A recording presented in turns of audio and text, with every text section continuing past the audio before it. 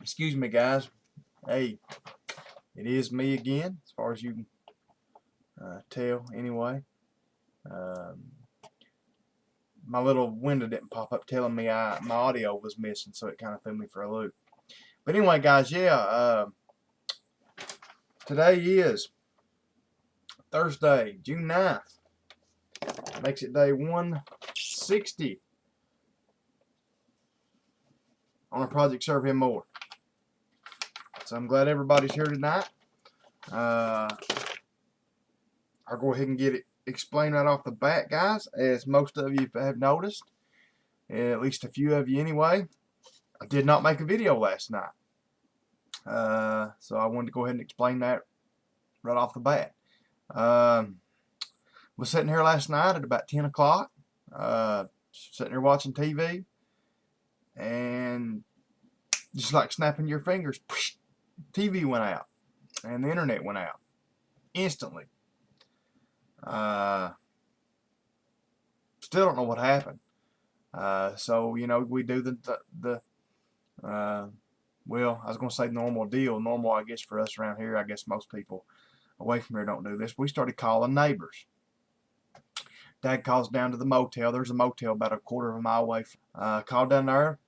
They had TV. So he called another neighbor just up a little bit from us here. Maybe, I don't know, 500 or 600 feet away from us. Called them, and they didn't have any. Theirs was out.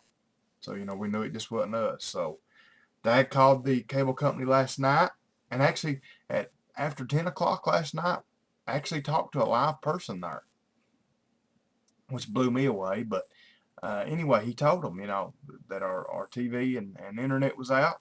You know, just wanted to let them know. And you know, most of the time it's a power failure. Usually it's something to do with the power company. You know, because the cable company has to use booster boxes and all that kind of stuff, you know, on their lines, and it all runs off power. So usually when you have a TV problem, usually it's a power problem. So that's what we were figuring. It wasn't storming or anything last night. We kind of figured somebody had run over, had knocked a power pole down. You know, Rick knocked a power pole down. So anyway, we kept sitting here expecting any minute for it to pop back on. Well, long story short, guys, our cable and internet came back on. Well, when we got home this evening at 5:30, it was back on. At 2 o'clock today, it wasn't back on. So sometime between then, it came on. There was only about 6 or 7 houses that was out, and that's really a bad situation to be in, because when there's only a few people out, they don't get in any real big hurry to come fix it, which I guess they did a decent job. But we were almost without. I mean, we were without TV and internet for like 16 hours at least. So I don't know. Anyway, guys, I gotta try to make this video short. That's why I didn't make a vid last night. When I got up this morning, I said if it's back on, you know, by noon, you know, I come up here, you know, when I get me something to eat or whatever, if it's back on by noon, I'll make a vid for last night. But like I said, it wasn't. And I just figured that, to be honest about it, there was no real reason for me to go back and make a video for last night. You know, with our Project Jesus 365, you know, there was a bunch of us doing it. That was kind of one of these deals to show we were committed, you know, that we weren't going to miss any days. I think only a few of us ended up not missing any days. But, you know, I just didn't feel any reason to go back and make a video for last night and then make another one for tonight. I mean, we're not trying to impress anybody here. We're just doing what we can do for the Lord. So we'll just skip last night and we'll go on tonight and continue on where we were. So if you guys don't care, that's what I'm going to do right now. We're going to continue in Luke chapter 21, starting in verse 34. So here we go. And take heed to yourselves, lest at any time your hearts be overcharged with surfeiting and drunkenness and cares of this life, and so that day come upon you unawares. For as a snare shall it come upon all them that dwell on the face of the whole earth. Watch ye therefore, and pray always, that ye may be accounted worthy to escape all these things that shall come to pass, and to stand before the Son of Man. And in the daytime excuse me, in the daytime he was teaching in the temple, and at night he went out, and abode in the mount that is called the Mount of Olives. And all the people came early in the morning to him in the temple for to hear him. Now starting in verse 22, verse 1. Now the feast of unleavened bread drew nigh, which is called the Passover. And the chief priests and scribes sought how they might kill him, for they feared the people. So they wanted Jesus gone. They were trying to figure out plots how to kill him, but they knew the people. They feared the people, that if they did, because John the Baptist, when Herod had John the Baptist killed, he really took a lot of flack for that. I mean, he wished he hadn't done it anyway. But so these people knew that if you killed a prophet or somebody that was real holy, that you were gonna, you were gonna pay for it. Then entered Satan. I never really caught this before till the other day when I read this. Then entered Satan into Judas, surnamed Iscariot, being of the number of the 12. And he went his way and communed with the chief priests and captains how he might betray him unto them.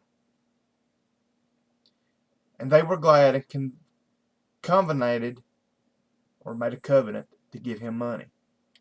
Anyway, guys, that's about 10 verses. That's where I'm going to stop this evening. But I like that, how it tells in here that Satan entered into Judas. Basically that a lot of people act like you're crazy when you say the devil's trying to get to me, the devil's not omnipresent. He can't be everywhere like God. So that means he can't be standing here whispering in my ear and your ear and at the same time. But he's got hundreds of thousands or maybe even millions of demons that are everywhere. And they do it. They whisper in our ears. They try to get us to do these things. And a lot of people act like you're crazy when you say that, but it's the truth. And we see it. We see it right here. That's what happened to Judas, Which now Judas let it happen. That's the thing about it. If we're strong in our faith and we're doing everything we can do, the devil can't get in there and get that foothold. But if we lax and if we let it happen, he'll do it. He'll get in there and he'll tear our lives all to pieces. So anyway, guys, we'll continue tomorrow night. It looks like in chapter 22, verse 6. Guys, pray for me. As always, pray for my church and my family and my business. Business right now, I don't know. To be honest, I don't know if I've ever seen it like this. We are just so busy. It's crazy. It's just, we're doing, I don't know, 20 cars a day maybe right now. And I'm not just talking about like oil changes. I'm talking about, brake job, four-wheel brake jobs. And I put a throttle body on a car today, and air conditioning jobs. We're doing 5 and 6 air conditioning jobs a day. Everything's just booming, guys. It really, four-wheelers, we're backed up on four-wheelers, getting a lot of them. So I just want to thank you guys for praying for that. The Lord is blessing us like crazy with that right now. But guys, I do want to ask for prayer. Just keep praying for me. I'm not going to lie about it. Actually, there was one woman at church Wednesday night besides me and Dad. Which the other fellow that normally comes, he had some family things that came up. But I'm not gonna lie about it, guys. The devil, I guess, has been picking on me about the church deal. He's been getting me aggravated. He's been making me wanting to quit. Like I said, and just the nobody coming to church. Last Sunday we had 18 people there, and if the one woman's all her family hadn't come in visit them, we'd have had like 14 people or something. The devil knows where to pick at me at.